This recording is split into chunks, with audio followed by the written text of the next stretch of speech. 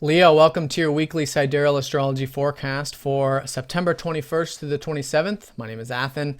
So, a lunar eclipse this Sunday at the end of the week taking place in your 8th house, which is everything deep. It's everything about the truth of life, transformations of life, the ebb and flow, really, which is a great way of looking at it because Pisces rules that 8th house of yours, which is about serendipitousness. It's having faith, trust along the changes of life and connecting to life on that spiritual level. So it's a very spiritual full moon for all of us, especially for those of any signs that have it in a water house, which is the case for you Leos in your 8th house. So it's about going deep. It's about understanding what's really meaningful to you in life on that deep level. How can you have more trust and faith, and how can you really connect to things that are more meaningful? Is really what it is, because the 8th house is about truth.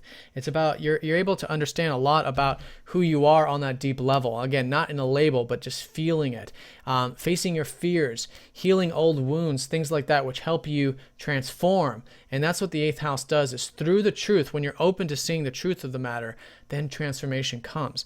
And so that's a lot like what this signifies. It's nothing new to you Leos, actually.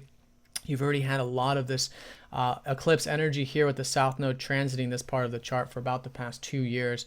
And it's now another culminating point. So for those of you over the past 6 months that have been starting something new or gaining a deeper understanding about what's really meaningful to you, and even oftentimes too, it's about stepping into your power when appropriate, maybe removing yourself from unhealthy bonds, unhealthy attachments or debts, things like that.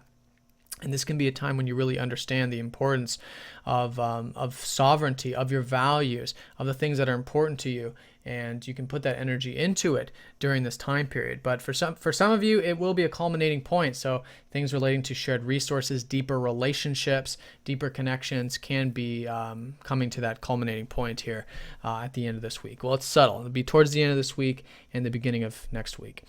So let's go and look at the transit graph. We got a lot of aspects going on this week. I'm going to go ahead and talk about these early ones first, because as you can see, there's easier energy here in the first half and then more challenging energy here in the second half.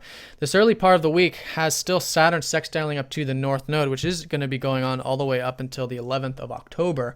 So this is an easy flow of energy about life path, which for you is facilitating not this part of your life. This is the part that's being released. And a big part of this too is seeing where you can release old energies involving going too deep sometimes. Sometimes there's enough depth. Sometimes there's enough transformation.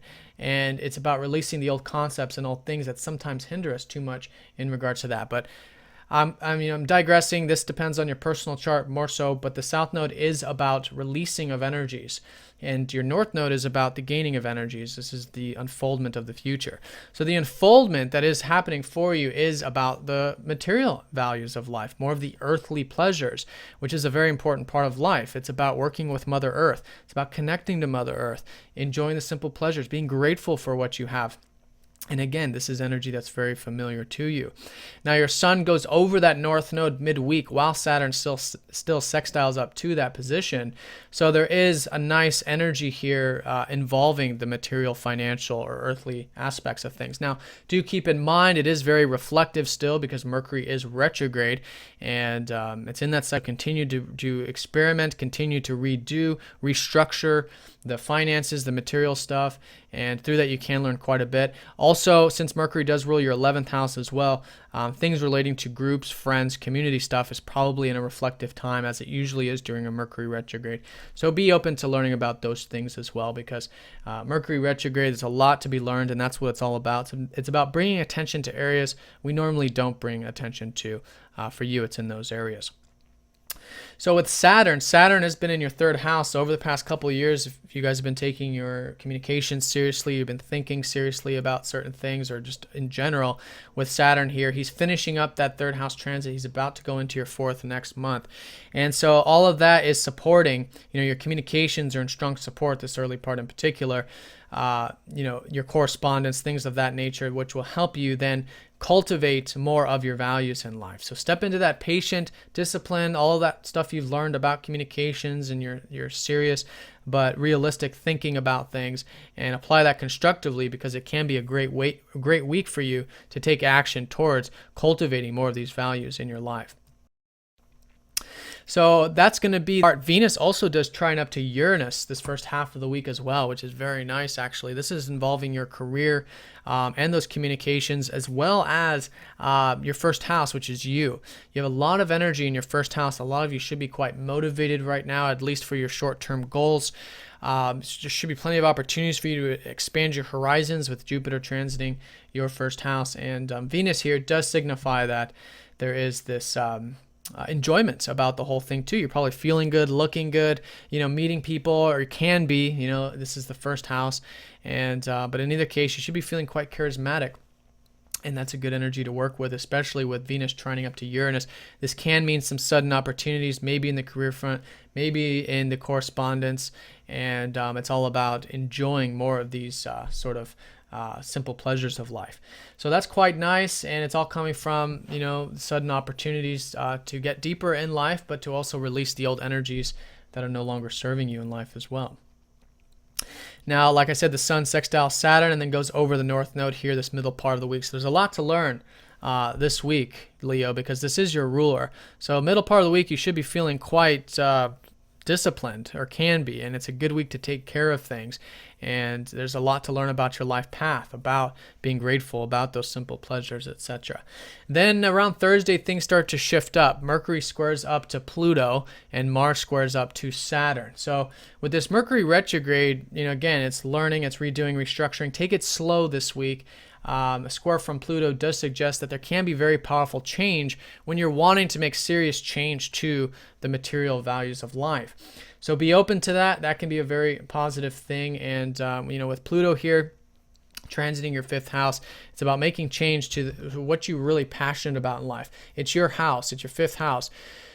It's your house. Leo rules the fifth house. So it's about stepping into a power about what is it that you enjoy? What is it that you're really passionate about? How can you express yourself in a more deep way, at the same time having that awareness and coming from that compassionate place? And so all of that is great to bring extra attention to this week with this kind of squaring energy. And it's a great week for really restructuring and taking care of, again, those material things, and maybe even the group stuff, the friendships, groups, community related stuff. If you're involved with anything like that or redoing that, take it nice and slow. Now, speaking of that slow energy, Mars is squaring up to that Saturn energy this later half of the week also. So with all this determination, you guys should be feeling quite inspired. Mars is actually in a very good constellation right now, but opposing up to Neptune still, it is about patience. It is about the reflective time. Make sure that you are getting that alone time too. But with this, it's 2 steps forward, 1 step back kind of energy. With Saturn, it's all about patience. It's all about the long road. So take it easy, take it nice and slow, especially involving life path matters, such as philosophy, spirituality, your wisdom, your learning, and also home and family things, which you should be quite motivated towards right now at the moment anyways, with Mars in your first house. But with the square from Saturn, it is suggesting that, if, as long as you're seeing the big picture, as long as you're seeing the end, the top of the mountain, and you understand that this is just 1 step up the mountain or a couple steps up the mountain, then this can be a very constructive transit, and you can get quite a bit done this week. So that's the major transits. Also, Pluto is going to be going station direct. So a lot of the stuff that you have been reflecting on or learning about your self-expression can start to be implemented this week. And this is a subtle energy. It does take time to unfold. But it's stepping into your power, again, conveying the truth, expressing the truth about who you are, and laying the lines sometimes when appropriate. But when it's coming from that compassionate place, then there is a lot to be enjoyed. There's a lot to be expressed. And it can be very powerful and very deep in a good way. So that energy will move forward. And then, like I said, we do have that lunar eclipse at the end of the week. So as the week unfolds, matters will be becoming more illuminated around the importance of life, and the importance of truth, and the importance of transformation, beginnings and endings, and all of that, which is basically what life is all about, at least on the watery level, on the spiritual level. And there's a lot to be learned about the things that you value in life. And all of that is in this sort of reflection with Mercury. Mercury is quite close to this lunar eclipse energy. So it's about balancing what's important to you on a material level with also what's important to you on a spiritual or non-material level, and finding that they're really one and the same thing, that you can enjoy these things that you want in life, and at the same time, there is so much more to them, and vice versa. So Leo, have a great week. If you guys have any questions, please do let me know. Thanks for watching, and I will see you all next time. Take care.